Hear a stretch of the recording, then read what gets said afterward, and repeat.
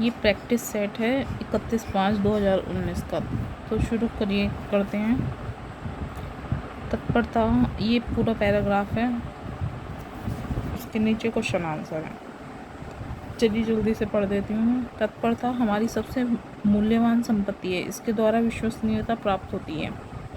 वे लोग जो सदैव जागरूक रहते हैं तत्काल कर्मरत हो जाते हैं, और जो संयम समय के पाबंद हैं वे सर्वत्र विश्वास के पात्र समझे जाते हैं। वे मालिक जो स्वयं कार्य पर होते हैं अपने कर्मचारियों के लिए प्रेरणा का स्रोत बनते हैं, और काम की उपेक्षा करने वालों के लिए अंकुश का काम करते हैं। वे अनुशासन का साधन भी बनते हैं। इस प्रकार अपनी उपयोगिता और सफलता में अभिवृद्धि करने के साथ साथ वे दूसरों की उपयोगिता और सफलता के भी साधन बनते हैं। एक आलसी व्यक्ति हमेशा ही अपने कार्य को भविष्य के लिए स्थगित करता जाता है, वह समय से पिछड़ता जाता है, और इस प्रकार अपने लिए ही नहीं दूसरों के लिए भी विक्षोभ का कारण बनता है। उसकी सेवाओं का कोई आर्थिक मूल्य नहीं समझा जाता। कार्य के प्रति उत्साह और शीघ्रता से संपन्न करना कार्य तत्परता के 2 प्रमुख उपादान हैं जो समृद्धि की प्राप्ति में उपयोगी बनते हैं। चलिए तो क्वेश्चन देख लेते हैं। उपर्युक्त अवतरण का उपयुक्त शीर्षक दीजिए। तो जैसा कि स्टार्टिंग में भी तत्परता लिखा है, तो इससे मैच कर लेंगे ये कार्य तत्परता। दिए गए गद्यांश का उपयुक्त शीर्षक कार्य तत्परता होगा। कार्य तत्परता या तत्परता मनुष्य के जीवन की मूल्यवान संपत्ति है। कार्य तत्परता के 2 प्रमुख उपादान हैं जो समृद्धि की प्राप्ति में उपयोगी सिद्ध होते हैं। अतः विकल्प सी सही होगा। अगला देख लेते हैं। जीवन में सफल सिद्ध होने के लिए आवश्यक उपादानों में से एक प्रमुख उपादान क्या है? तत्परता, क्योंकि तत्परता की बात चल रही है पैराग्राफ में, तो तत्परता ही सटीक आंसर होगा इसका। तत्परता हमारी सबसे मूल्यवान संपत्ति है। इसलिए सफलता प्राप्त करने के लिए तत्पर अत्यंत आवश्यक है। अतः तत्परता जीवन में सफल सिद्ध होने के लिए आवश्यक उपादानों में से एक है, इसलिए सही उत्तर होगा। नेक्स्ट देख लेते हैं।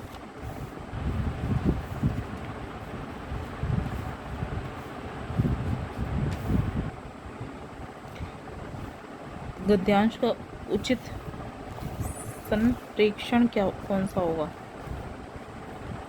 जागरूक व्यक्ति सदैव उत्साहित होकर तत्परता से अपने कार्य में जुट जाते हैं और अनुशासित होकर उसे समय पर पूरा कर डालते हैं। समय पर कार्य करने से वे अपने कार्य क्षेत्र में सभी के विश्वास पात्र बन जाते हैं, और यही विश्वसनीयता सफलता का साधन बनती है। यही तत्परता सफलता और समृद्धि में उपादान है। चलिए अगला देख लेते हैं। इसका गद्यांश के अनुसार उचित समय इस प्रकार है, जो ये पूरा आंसर वही है। लिपि चिन्हों के क्रमबद्ध समूह को क्या कहते हैं? वर्णमाला। किसी एक भाषा या अनेक भाषाओं को लिखने के लिए प्रयुक्त मानक प्रतीकों के क्रमबद्ध समूह को वर्णमाला कहते हैं। वर्णमाला की माला या समूह कहते हैं। वर्ण उच्चारित भाषा की सबसे छोटी इकाई है। इसके और खंड नहीं होते। वर्णमाला वर्णों के समूह को कहते हैं।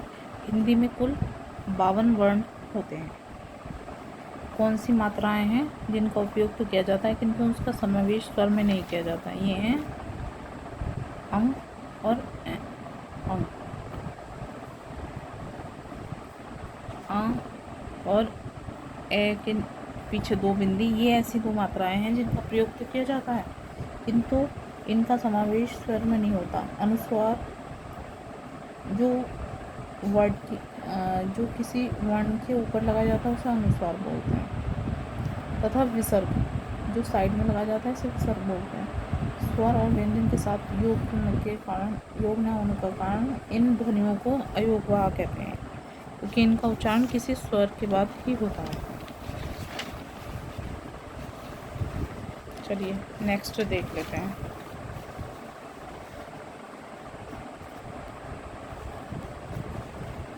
अगला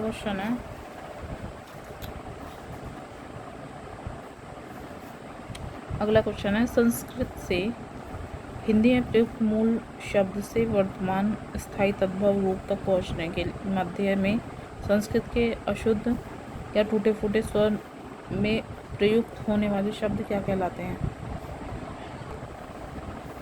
अर्ध तत्सम बोलते हैं इसको। संस्कृत से हिंदी में प्रयुक्त मूल शब्द से वर्तमान स्थायी तद्भव रूप तक पहुंचने के मध्य में संस्कृत के अशुद्ध या टूटे फूटे स्वरूप में प्रयुक्त होने वाले शब्द अर्ध तत्सम कहलाते हैं।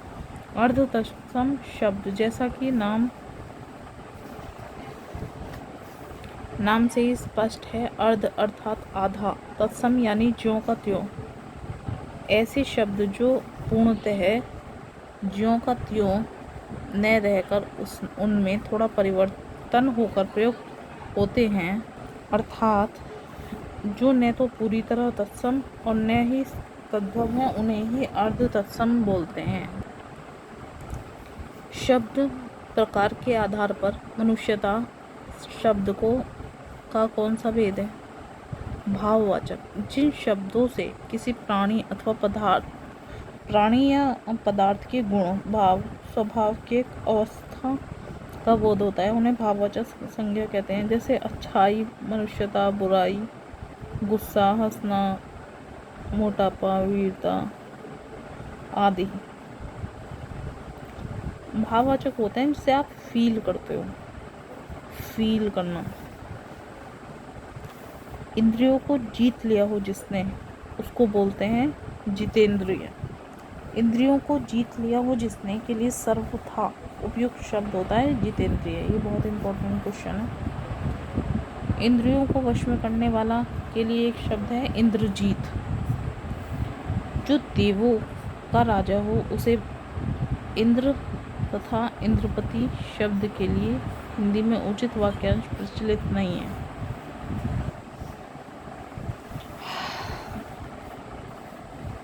अगला देख लेते हैं। से अलगाव किस विभक्ति का बोधक चिन्ह है? अलगाव।